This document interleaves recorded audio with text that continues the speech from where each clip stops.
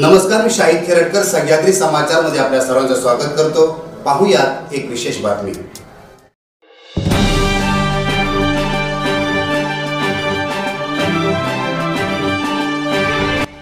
वंचित बहुजन आघाडीचे उत्तर रत्नागिरी जिल्हाध्यक्ष विकास उर्फ अण्णा जाधव यांचा 6 सप्टेंबर रोजी वाढदिवस कार्यकर्त्यांच्या जल्लोषात साजरा झाला। या वाढदिवसाच्या निमित्तानं या जिल्ह्यातील, तालुक्यातील आणि महाराष्ट्रभरातून अण्णा जाधव यांचे शुभचिंतक उपस्थित होते आणि या निमित्तानं अण्णा जाधवांना कार्यकर्त्यांनी एक अनमोल भेट दिली, ती म्हणजे बुलेट। अण्णा जाधवांनी आपल्या कार्यकर्त्यांवरती भरभरून प्रेम केलेले आहे आणि म्हणूनच कार्यकर्त्यांनी देखील आपल्या नेतेवरती दाखवलेले हे प्रेम नक्कीच अधोरेखित करण्यासारखे आहे। अण्णा जाधव यांच्या मातोश्रींनी या बुलेटचं अनावरण केलं आणि अण्णा जाधव त्याच्यावरती विराजमान झाले। एकूणच वाढदिवसाच्या निमित्तानं वातावरण उत्साहाचं होतं। अण्णा जाधव यांची राजकीय आणि सामाजिक कारकीर्द ही नक्कीच उल्लेखनीय आहे आणि म्हणूनच त्यांचा वाढदिवस सुद्धा अविस्मरणीय ठरलेला आहे। अण्णा जाधव यांनी कार्यकर्त्यांशी संवाद साधला आणि त्यांच्याबद्दलची कृतज्ञता देखील व्यक्त केली।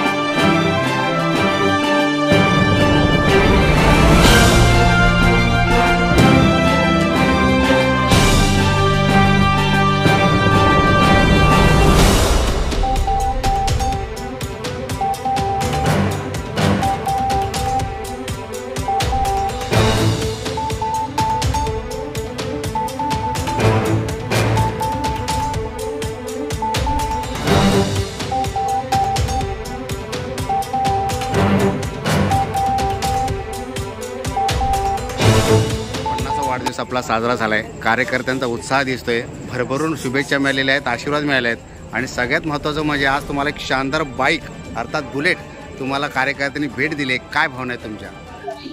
काय नाही, भरभरून आलं मन की ज्या शिवराय फुले शाहू आंबेडकर विचारामध्ये काम करत आलो त्या विचारातल्या मंडळींनी आतापर्यंत मला भरभरूनच दिलं। परंतु आजचा जो क्षण आहे, मला माझ्या वाढदिवसाला 50 वर्ष होत आहेत आणि एक इतिहास बदलण्याच्या भूमिकेमध्ये असताना माझ्या जिल्ह्यातल्या सगळ्या मंडळी, माझे मित्रमंडळी, माझी पडी पाहुणी ह्या सगळ्यांनी विचार करून की अण्णा जाधव जर बुलेटवर चालायला लागले किंवा बुलेटवर बसून जर स्वार झाले तर त्यांचं अंतर अजून कमी होईल आणि त्या अंतरामध्ये ते अजून काहीतरी करू शकतील किंवा अजून काहीतरी प्रगतीला या जिल्ह्याला घेऊन जातील। या भावनेने त्यांनी मला ही जी बुलेट दिलेली आहे याचं नक्कीच मी त्यांच्या मनासारखं या जिल्ह्याला प्रगतिशील बनवण्यासाठी प्रयत्नशील राहील।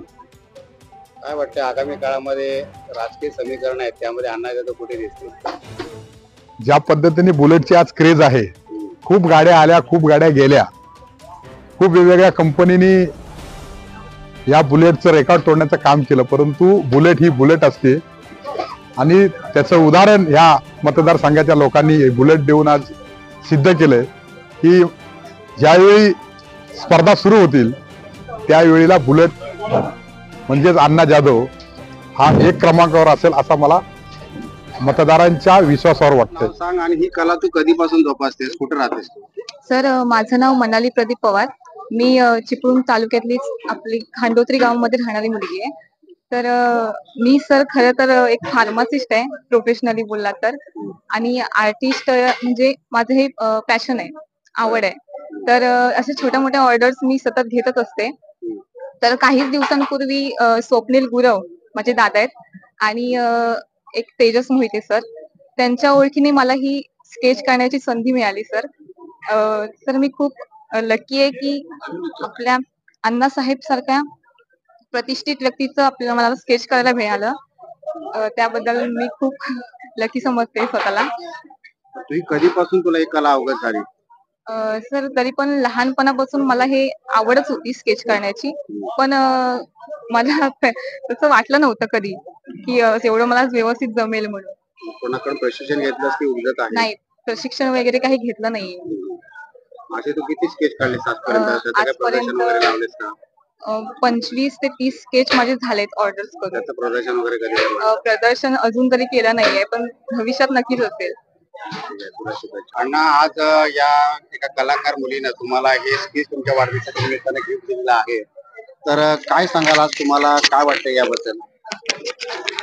कसं आहे, आमच्या कोकणामध्ये खूप प्रमाणात कलाकार वेगवेगळ्या छबीचे आहेत.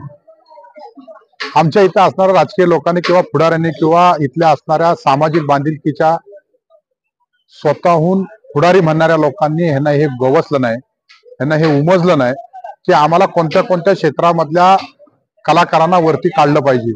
म्हणजे मी जीवनामध्ये आज इथे वंचित बहुजन आघाडीचं काम करत असताना जाकडी सारखा जो खूप मोठ्या प्रमाणात गजावजा व्हायला पाहिजे होता महाराष्ट्रात नृत्य, तेही झालं नाही. शक्ती तुऱ्याचा जो काही स्पर्धा असते प्रश्नांची, त्यामध्ये शिवराय फुले शाहू आंबेडकर कसे टाकता येईल हा वेगळा प्रसंग, हा वेगळी एक भूमिका मी मांडली.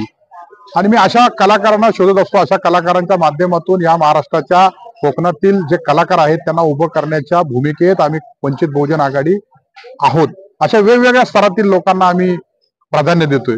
त्यामधले ह्या एक होतकरू मुलीने एक खऱ्या अर्थानं एक कोकणाची शान होईल. आणि जी लोक आपल्या या चॅनल मधून बघत असेल त्यांना मी विनंती करेन की अशा होणार कलाकारांना, अशा चांगल्या कलाकारांना आपण पुढे आणण्याचा प्रयत्न केला पाहिजे. मी माझं कर्तव्य करतोय, आपणही कराल आणि अशा चांगल्या कलाकाराला पुढे आणून अजून चांगल्या पद्धतीचं कोकणात जन्मलेली मुली कोकणातून मोठी व्हावी अशी मी सगळ्यांना जाहीर आवाहन करतो.